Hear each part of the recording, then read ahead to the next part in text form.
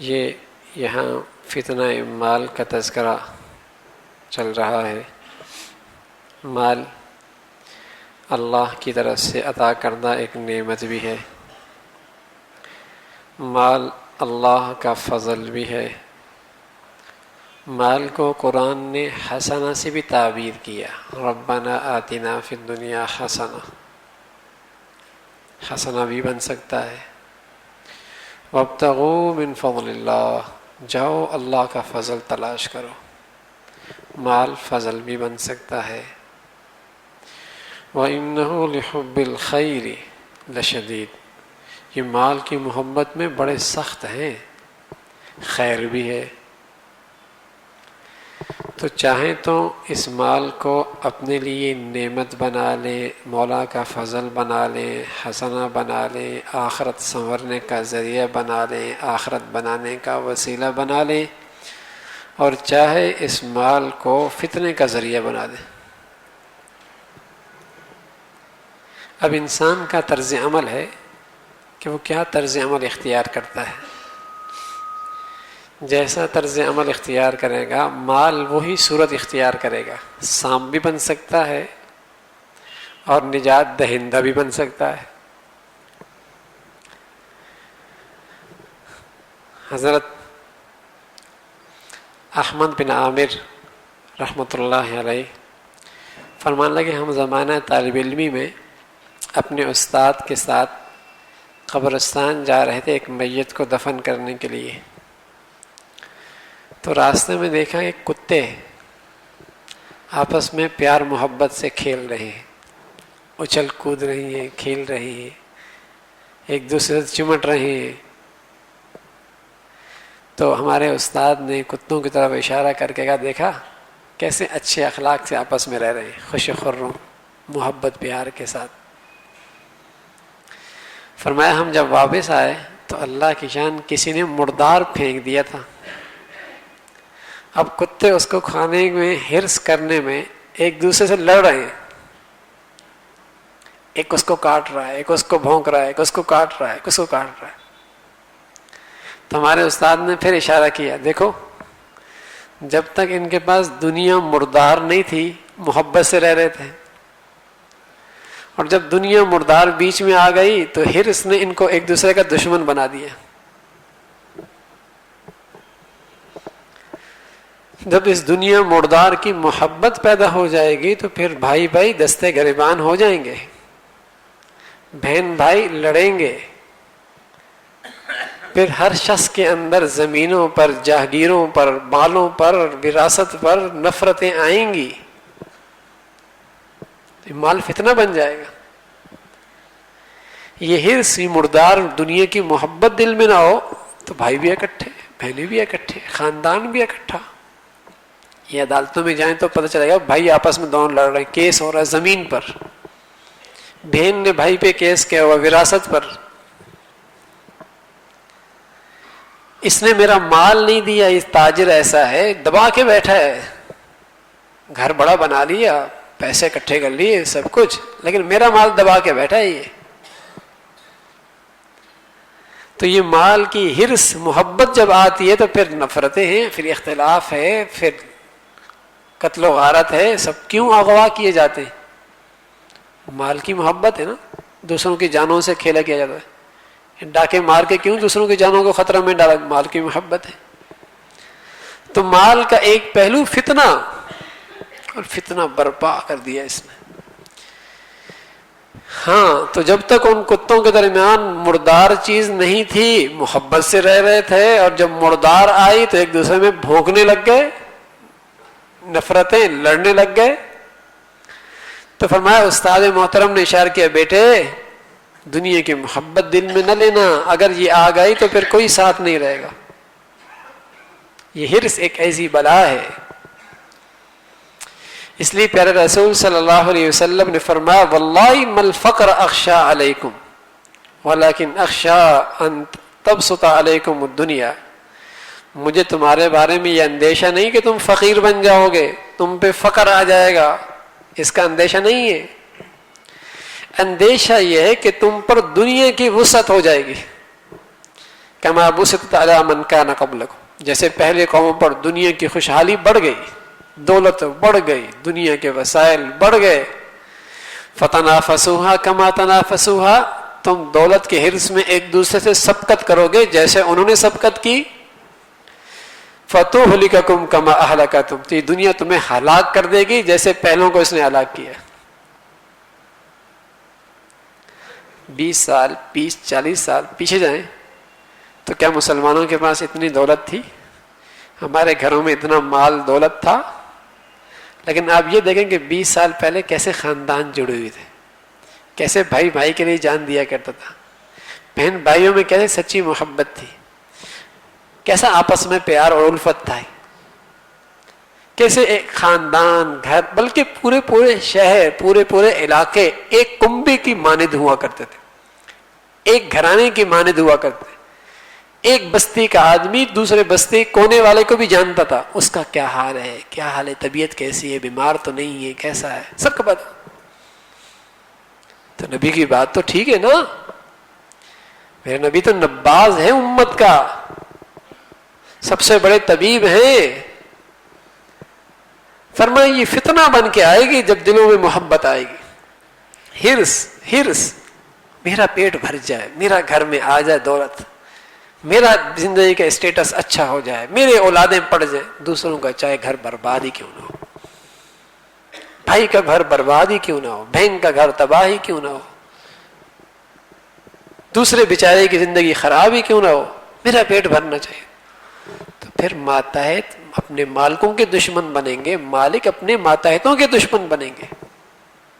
مالک کہتا میرا پیٹ بھرے، ماتحت کہتا میرا پیٹ بھرے، دشمنی ہوگی نا۔ مزدور مالک سے جھگڑ رہا ہے، مالک مزدور سے جھگڑ رہا ہے، بھائی بھائی سے جھگڑ رہا ہے۔ تو رسول کریم صلی اللہ علیہ وسلم نے فرمایا کہ یوں معاشرے کے اندر یہ مال کی حرص فتنہ بن کے آئے گی، فتنہ بنے گا امت کے لیے۔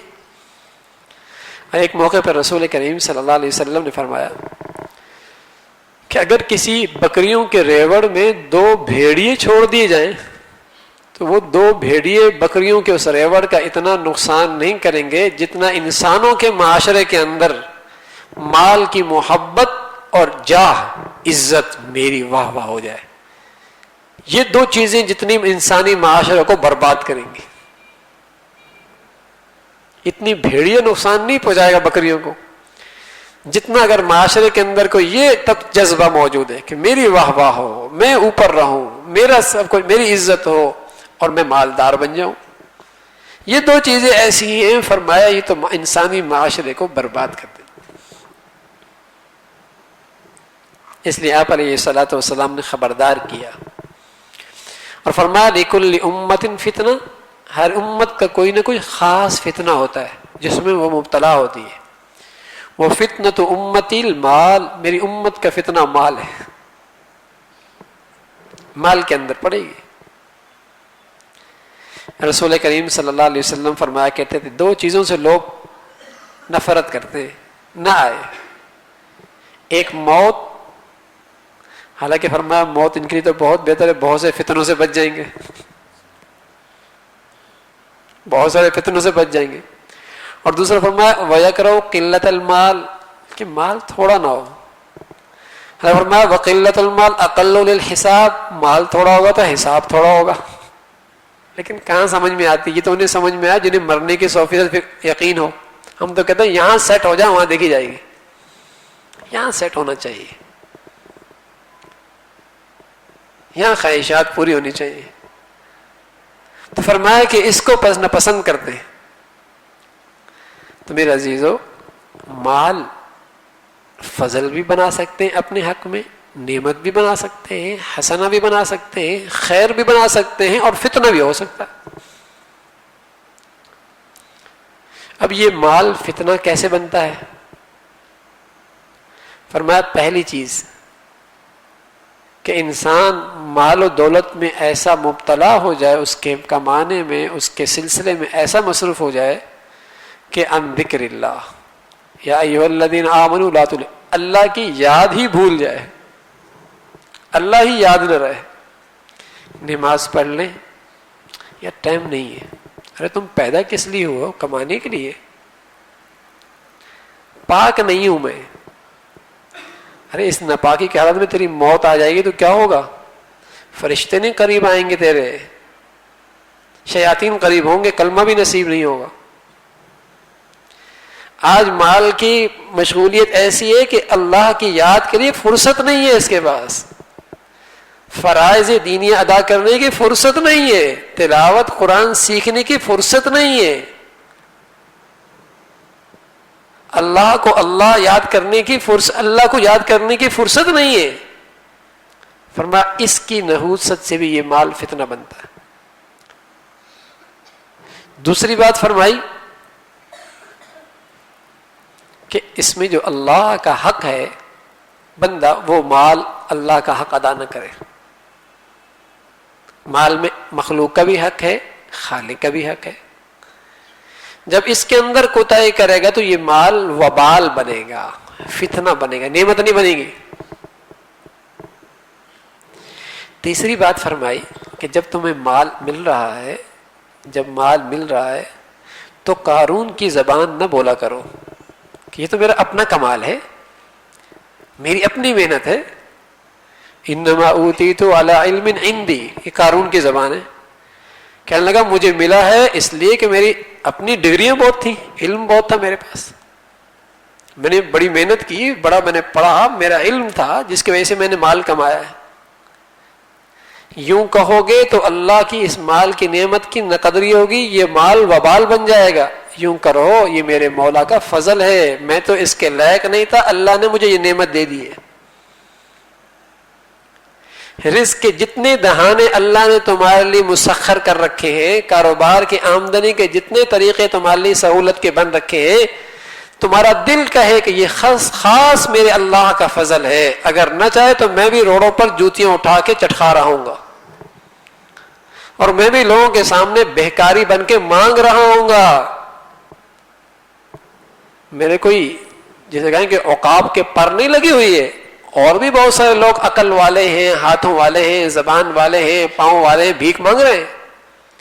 مجھے آج جو اللہ رب العزت نے اس ندامت سے، شرمندگی سے بچایا اور گھر بیٹھے عزت کا کھانا، عزت کا کاروبار، عزت کا لباس، میری ماں بہن بیٹیاں عزت سے کھا پی رہی، یہ خاص اللہ کا فضل ہے. یہ دل کا ہے، دل، زبان نہیں، صرف دل کا ہے. اور جب دل کہے گا تو انشاءاللہ جسم کو رب کے سامنے جھکنے کی توفیق بھی ہوگی. تو قارون کی زبان نہ ہو، اپنی صلاحیتوں پر ناز، اپنی ڈگریوں پہ ناز، اپنے ہنر پہ ناز، اپنی قابلیت پہ ناز، اپنے تجربے پہ ناز، اپنی محنت پہ ناز، اور مولا کوئی بھول جائے. کتنے ہیں جو بہت ذہین، فتین، سمجھدار، زبردست ڈگریاں رکھنے والے کنگلے، اور کتنے ایسے جو انگوٹھا لگاتے، ہاتھ قلم سے لکھنا بھی نہیں آتا، کتنی دولت ہے ان کے پاس. تو یہ تو اللہ کا فضل ہے. اگر چاہو اس کو اپنے حق میں فضل بنانا، اس کی تقسیم ہے.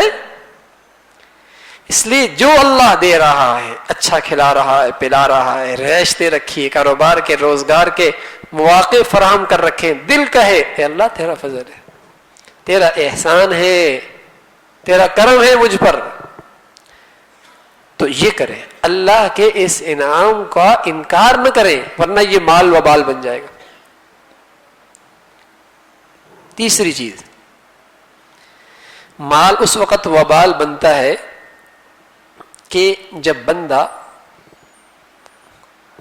اپنی قیمتی اوقات کو بھی ہر وقت مال ہی کے اندر لگاتا ہے، مال کمانے کے اندر.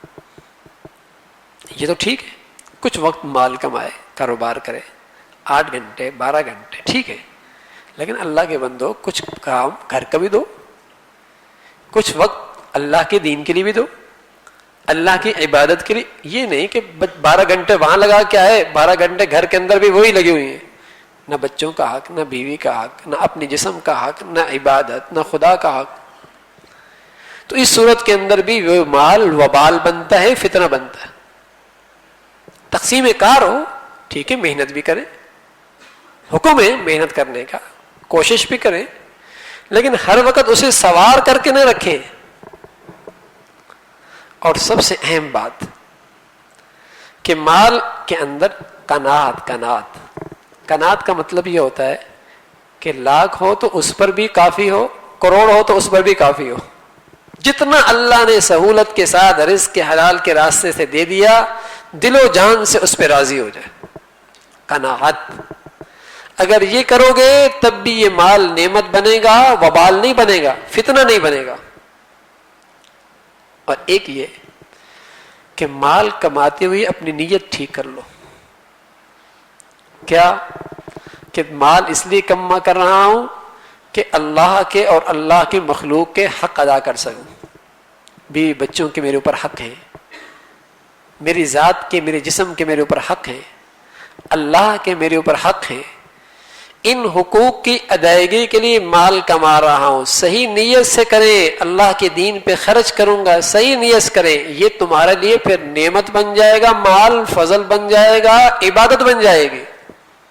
اور اگر کمایا ریا کے لیے، شہرت کے لیے، واہ واہ ہونے کے لیے، دکھلاوے کے لیے، چاہے حلال راستے سے کمایا، نیت یہ ہے تب بھی یہ مال فتنہ بنے گا، وبال بنے گا.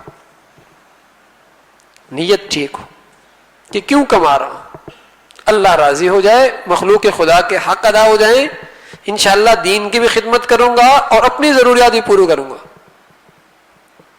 تو میرے عزیزو، اگر اس طریقے سے آدمی اہتمام کرے تو انشاءاللہ مال کے فتنے سے محفوظ رہے گا. مال کے فتنے سے محفوظ.